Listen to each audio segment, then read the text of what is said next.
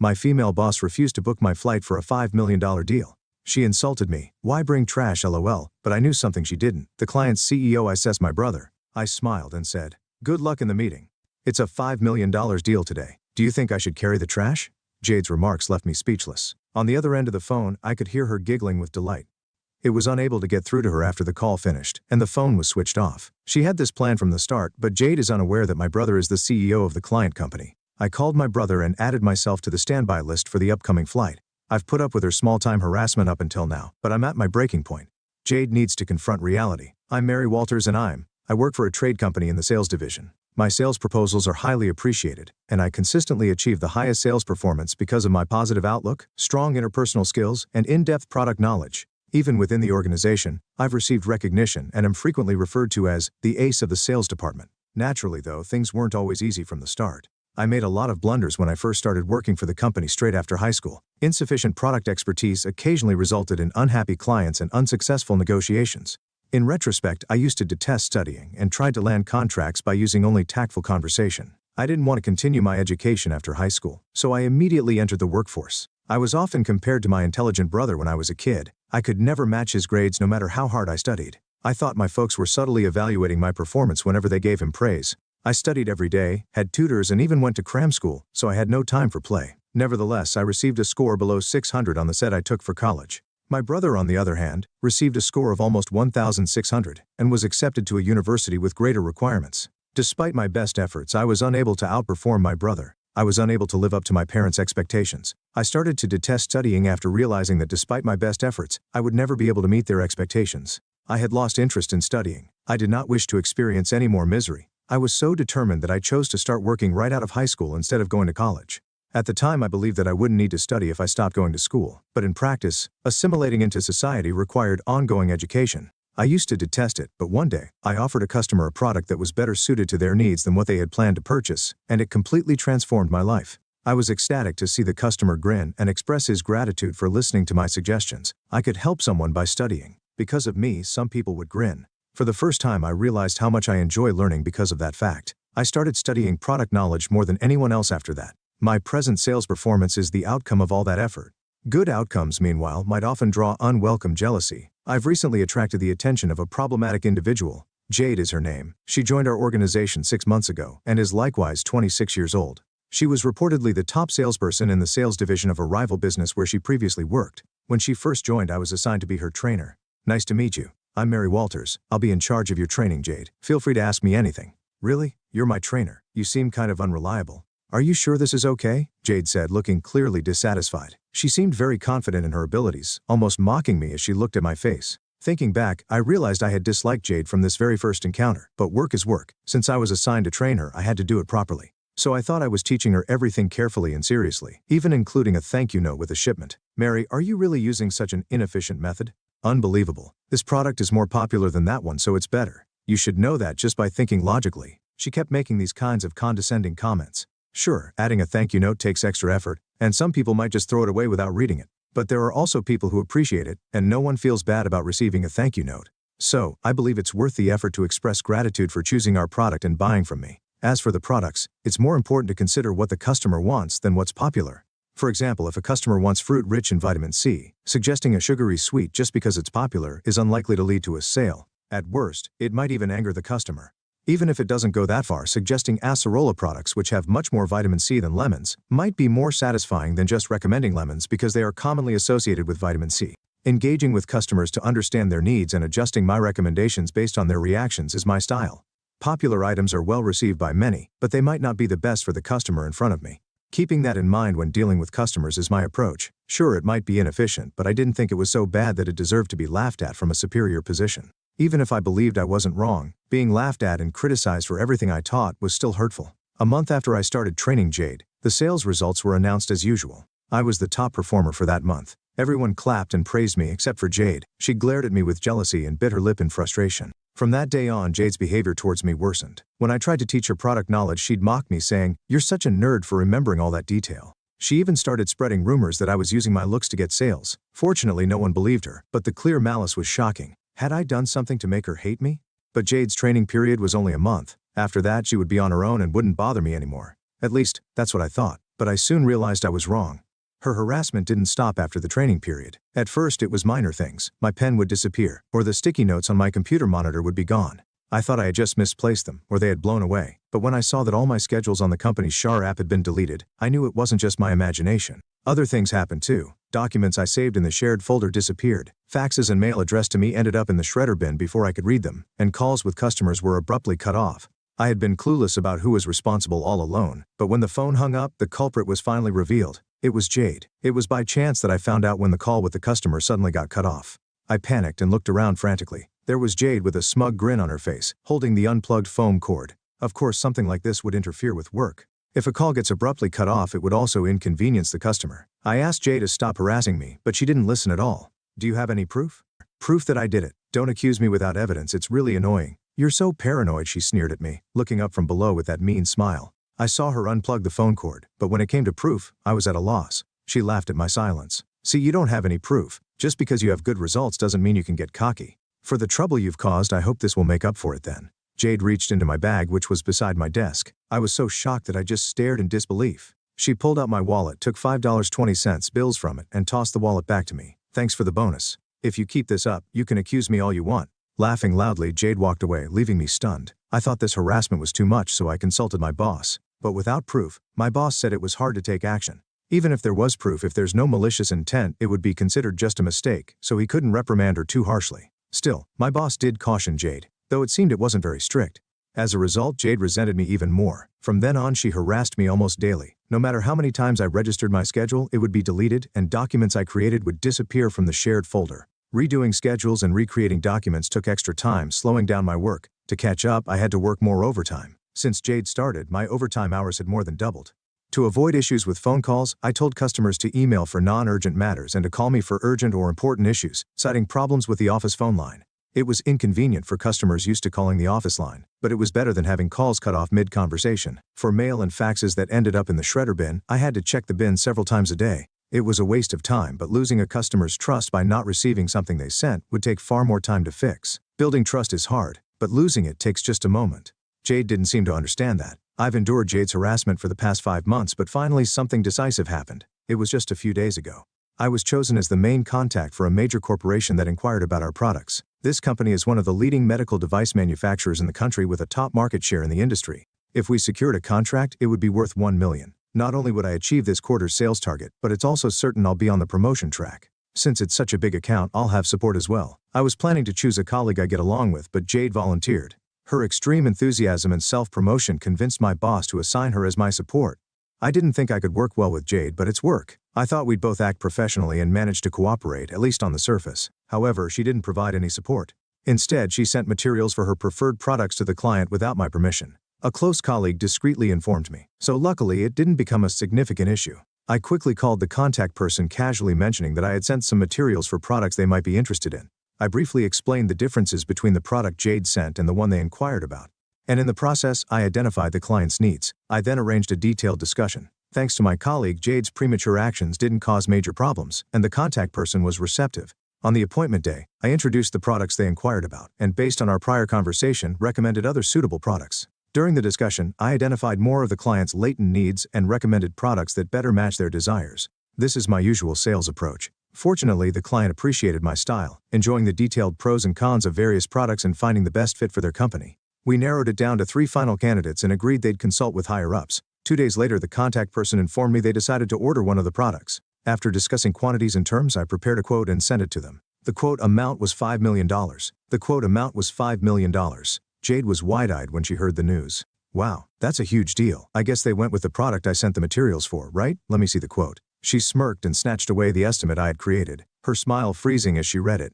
That's only natural. I thought the chosen product wasn't the one she had sent materials for. In fact, it wasn't even among the final 3 candidates. The product she promoted didn't quite meet the client's needs. It was like asking for a red vegetable and getting an orange bell pepper. Close, but not what they wanted. She sent them the materials about that kind of product. Looks like it didn't quite match their needs this time. Jade, could you book our flights? We're scheduled for a direct meeting with a client in 2 weeks. Let's go together. When I suggested that, Jade immediately broke into a grin. I thought she had finally calmed down and felt relieved. But on the day of the meeting, I was left stranded at the airport. The meeting was scheduled for 1:00 p.m. and it was a 3-hour trip each way. I planned to meet Jade directly at the airport without going to the office. The meeting time was an hour before the flight's departure, but when the agreed time came, Jade didn't show up. I was supposed to get my ticket from her before boarding.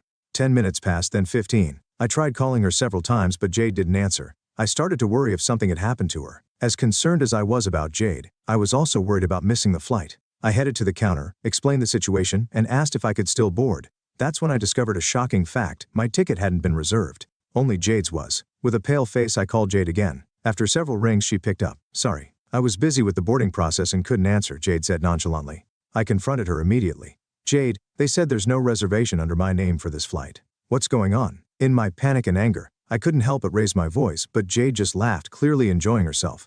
"Today is a $5 million deal. Should I bring the trash along?" Her words made my mind go blank. I could hear her gleeful laughter on the other end of the line. Then the call ended, and she turned off her phone, making it impossible to reach her. She had planned this from the start, but there's something Jade doesn't know. The CEO of the client company is my brother. I put myself on the standby list for the next flight and called my brother Kyle. I had tolerated Jade's petty harassment until now, but I couldn't take it anymore. It was time for Jade to face reality. Both the next flight and the one after that were fully booked, leaving me stranded at the airport. Then finally, it was 1:00 p.m., the time of the meeting. Not even 15 minutes had passed when my phone rang. The caller ID displayed G. The call came much sooner than I'd expected. Suppressing my laughter, I answered the phone. "Hello, where are you right now?" "We're at the airport. You should know exactly where I am," I replied. "Jade, you didn't reserve my ticket." Jade was momentarily speechless. I could even hear her grinding her teeth. "Just get here quickly. The client CEO says that if you don't come, the deal is off." Jade's panicked voice echoed through the phone. In the background, I heard a familiar voice speaking with a tense tone. Jade responded, and a video call invitation appeared on my phone. My brother had likely instructed her to switch to a video call as planned. I accepted the video call. Jade's pale face appeared on the screen, green. She turned to look at me, her face growing even paler. "The CEO and the manager? Why are both of you with that trash at the airport?" Seeing Jade's confusion, I stifled my laughter. Why were the CEO and manager here? The reason was simple. I had called them. The company I work for is one of several founded by my great-grandfather. His company, which began in retail, has now evolved into a steel company group, encompassing numerous subsidiary companies. One of them is the company I work for. The current CEO of the company I work for is my father's younger brother, my uncle. My great-grandfather was a shrewd businessman who founded many companies. He built a major corporation with a wide range of businesses, including food and beverage, fashion, telecommunications, and logistics. My brother, despite growing up in this environment, didn't rely on the legacy and started his own company. In about 10 years, he climbed the top of the industry. As a child, he was often called the reincarnation of our great-grandfather. Now I understand why I could never measure up. Back to this morning, after Jade abandoned me, I called my brother, the client CEO, and my uncle, our company's CEO. Of course, I also informed my supervisor and the manager of the department. If the person in charge couldn't attend such an important meeting, it was only natural to report it. I informed my uncle before my superiors did. This deal was worth $5 million, a significant transaction for our company. When chaos ensued, my brother said, "Let's teach the fool who came without the person in charge a lesson." With that, even the CEO and the manager decided to join. Calling someone's sister trash is quite disrespectful. "My sister, this trash is the CEO's." I heard my brother's displeased voice on the phone. Jade blinked in surprise at his words. My brother glared at Jade, who kept repeating trash, but Jade, not noticing, lit up and became even more smug. "So you were favoring her because she's your sister, Kyle? That's not good for the company. Look, I've brought a new proposal. This product is much more popular than the one that trash suggested." "Enough." Jade started her sales pitch enthusiastically, but my brother's angry voice cut her off. "I heard that after making an inquiry, our staff received a brochure for a product that didn't meet our needs. You sent it, didn't you?" Our staff was puzzled, thinking the person in charge wouldn't send such a thing, and now I understand why. "What? There is no way it didn't meet your needs. This product is really popular. So what? No matter how popular it is, if it's not what we need, it's useless." My sister, the person in charge, patiently worked with us, genuinely understanding our problems and finding solutions that suited us. She clearly explained both the advantages and disadvantages of the products. "We decided to do business with your company because we believed we could have an honest relationship with her. If you plan to replace her with someone like you, who only sees things superficially and pushes popular items without understanding the client, we will cancel this deal." Hearing my brother's angry voice, my heart swelled with emotion. I never imagined he thought so highly of my work. Knowing my brother's true feelings warmed my heart. "I deeply apologize. It's my responsibility for not supervising my subordinate properly. Our company has no intention of replacing the person in charge. We sincerely apologize for taking your time today. Could we possibly reschedule? We will ensure that Mary will be there." Hearing my brother's anger, the manager and company kept apologizing. Jade stood there, stunned and pale, not expecting this outcome. My brother then said he would let it go for the sake of the manager and company, finally resolving the situation with both sides relieved. Jade returned to the office immediately. Just before hanging up, the manager's angry voice echoed. I could faintly hear Jade's gasp. Jade, who was ordered to return immediately, came back to the office after business hours. She entered the sales floor where the Southeast manager and I were waiting. Jade looked exhausted. Her face was a mess, but I didn't feel sorry for her. It was her own doing. What is the meaning of this? As soon as Jade returned, the manager angrily confronted her. He looked ready to grab her. Sir, I was set up. Please believe me. Jade, with tears in her eyes, clung to the manager instead. She pressed her chest against his arm and looked up at him pleadingly. How?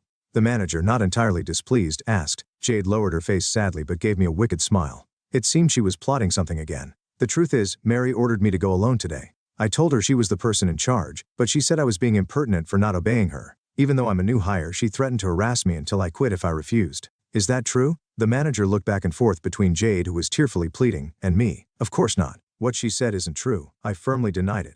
That's not true. In fact, I've been the one getting harassed by Jade. You're just making things up. You don't have any proof. Jade repeated the same words she used before, smirking smugly. She probably thought she had me cornered. I smiled sweetly at Jade, who was grinning wickedly. I do have proof. Jade's voice sounded foolish as she reacted to my words. Ignoring her, I pulled out my phone from my pocket. I opened the latest audio file. It was a recording of my conversation with Jade at the airport this morning. The exchange between Jade and me played from my phone. When it reached the part where Jade said, "Today is a $5 million deal. Should I bring the trash along?" The manager's eyebrows shot up. So it was you, Jade. You're the cause. I never said that. It's fabricated. Oh really? Then is this also fabricated? I continued playing more audio files, each one containing rude remarks Jade had made to me. Both the manager and the company frowned in displeasure. And that's not all, Jade. You've deleted documents I saved in the shared folder, erased schedules I registered in the department app, and done various other harassments, haven't you? I didn't stop lying. You don't have any proof. Show me if you do. Jade kept demanding proof, unaware that she was tightening her own noose. Don't you know our company's computers require connecting to the internal network to access shared folders and apps? Of course I know that. I'm not stupid like you. Well, that's to track who accessed what, when, and where. So if we check, it'll be clear that you deleted my documents and schedules. What? No one told me that. Dave visibly panicked at my words. Her sudden pale complexion made it clear she was guilty. What have you done? Forgetting to cover his tracks, the manager shouted angrily. Fear and panic appeared on Jade's face. Oh no, I didn't do anything. Jade continued to claim her innocence. The company was the one who ended this seemingly endless cycle. That's enough. We will conduct a thorough internal investigation on this matter. That's not true. I didn't do anything. Please believe me, sir. If you did nothing wrong, then you have nothing to worry about. In fact, this should prove your innocence. Jade fell silent at the CEO's words. If they investigated, it would be clear she had been harassing me. She wanted to convince the company by any means necessary. But when I say we will investigate, we will. This is final. Jade, you are on suspension until the investigation is complete. Do not come to the office. No way. Jade turned pale at the CEO's words. For someone who took pride in her competence and career, this suspension was a severe blow. She tried to sway the Southeast with smooth talk and even clung to him, but the company didn't change its mind. The next day, despite being ordered to stay home, Jade showed up at the office. However, the supervisor, having been informed by the manager, ordered her to go back home. When the manager arrived and saw Jade, he was furious. He told her that if she didn't stay home, she would be fired, and she left in tears. After that, things were peaceful. It felt like it did before Jade joined, and my work progressed smoothly. I thought the day would end without any more issues, but it didn't go that way. In the evening, the CEO, with a serious expression, summoned me to his office. Wondering what had happened, I went to the CEO's office. The manager was also there, looking grim as he stared at the computer screen. The CEO gestured for me to look at the monitor. I was shocked. The screen showed a meeting app with my brother and Jade on the other end. Mary, she says you sent her to see me. Is that true? What? Why would I send Jade to see you? I had no idea what was going on and was completely confused. My confusion must have shown on my face and in my voice as my brother sighed deeply and began to explain. The explanation was headache-inducing. After being sent home this morning, Jade must have realized she was in serious trouble, so she headed straight to the airport. She thought that if she could secure the contract with my brother's company, she would get off the hook. She bypassed the contact person at my brother's company and directly requested a meeting with him. Hearing the company name and that a woman was there to see him, my brother assumed it was me coming to apologize and had her shown to his office. Being led into the CEO's office made Jade think she had a chance. She enthusiastically pitched her product to my brother despite it being rejected the previous day for not meeting the company's needs. Then, as if that wasn't bad enough, when my brother tried to dismiss her saying there was nothing more to discuss, she clung to his arm, completely misunderstanding the situation. She pressed her chest against him. Jade tried to force the contract. That act finally made my brother furious, and he demanded, "Are you mocking me?" He called the CEO to complain. Of course, the CEO couldn't believe that Jade, who had been put on leave, was at my brother's company the very next day. After switching to a video call through a meeting app and confirming that Jade was indeed there, the CEO was enraged. He called in the manager to ask what was going on, but the manager also couldn't understand how the subordinate he sent home that morning ended up at my brother's company. Under intense questioning from 3 people, Jade, caught off guard, lied that I had ordered her to use her charm to secure the contract. I let out a big sigh. Why did Jade hate me so much? I couldn't think of a reason, but I needed to make my innocence clear. I understand the situation. Those claims are not true. In fact, yesterday, it was agreed that he would forgive us this time for Jade's outburst out of respect for the CEO and manager. Even if an apology visit was necessary, sending the offending person alone to secure the contract is out of the question. Demanding she secure the contract, that's absurd. Doing such a thing offers no benefit to our company, only disadvantages. That's true. However, given the repeated disrespect, I cannot simply let this go. My brother's words made the CEO, manager, and me all nod in agreement. We understood his position completely. Understood. What would you like us to do, President Walters? I addressed him as the CEO, not my brother, to show I understood this was a professional matter. My brother seemed to give a slight smile. Our company cannot continue business with an individual who has repeatedly caused issues, doesn't understand the problem, and shifts blame to others. Such a person is untrustworthy both professionally and personally. Are you asking us to fire Jade? When I asked for clarification, my brother nodded slightly. Wait, please, anything but that. Jade, who had been silent, suddenly cut in, realizing she couldn't let this happen. She's audacious to delegate everything. Up to this point, her face had turned to ashen. I was wrong. I apologize. I won't call you trash or mock you again. I won't delete your files or schedules daily, shred your mail and faxes before you see them, or unplug the phone while you're on a call. Please help me. You too, brother, right? Ask him to forgive me for your family's sake. That's selfish. Please continue. Why did she think I would help her after everything she had done? I felt only disdain, not sympathy. So I responded clearly, no. Even if I convinced him, it wouldn't matter. My brother doesn't have the authority to decide staffing here. The CEO, my uncle, did hold that authority. So perhaps the family plea might work, but I chose not to mention that. On the screen, Jade crumpled to the floor. Seeing her face full of despair gave me a small sense of satisfaction. Jade was picked up by the manager that same day. The CEO decided that she might cause more trouble if left alone. Even after being told to go home the next day, Jade was terminated immediately, even before her probation period ended. It didn't end there. She was also sued for substantial damages by the company. Her harassment caused work disruptions and ruined deals. The contract with my brother's company would now be challenging to secure under the initial terms. Our company would have to make concessions on price and conditions to make up for the trouble. Even the travel expenses Jade incurred to visit my brother's company would be billed to her. Moreover, the CEO was so furious that he intended to ensure Jade wouldn't be hired by any affiliated companies. But that won't be enough. The Estelle Company Group, to which the CEO's company belongs, is a major conglomerate in various sectors, including food, fashion, telecommunications, and logistics. Finding a company in the country with no ties to Vestal would be nearly impossible. Who would want to hire someone disliked by the founder's family? Jade would likely face a tough future, paying off a significant debt without being able to find decent work. As for me, I regained peace in my life after Jade left. Having my work recognized by my brother, whom I had always felt inferior to, boosted my confidence at work. Maybe this newfound confidence was noticeable because a longtime client remarked, "You were always reliable, but lately, you seem more assured and dependable." My sales performance improved, and I was on track to achieve my best year yet. There were other positive changes as well. For the first time in a long while, I felt like visiting my family. I had avoided going home since starting my job due to my feelings of inadequacy compared to my brother. But this Thanksgiving Day, I felt like it might be nice to spend time with my parents and brother. Recent cases had made me feel that way. Would my family be pleased with my progress? Though my pace was slower than my brother's, I was still moving forward. With a mix of excitement and anxiety, I looked forward to the approaching Thanksgiving Day holiday.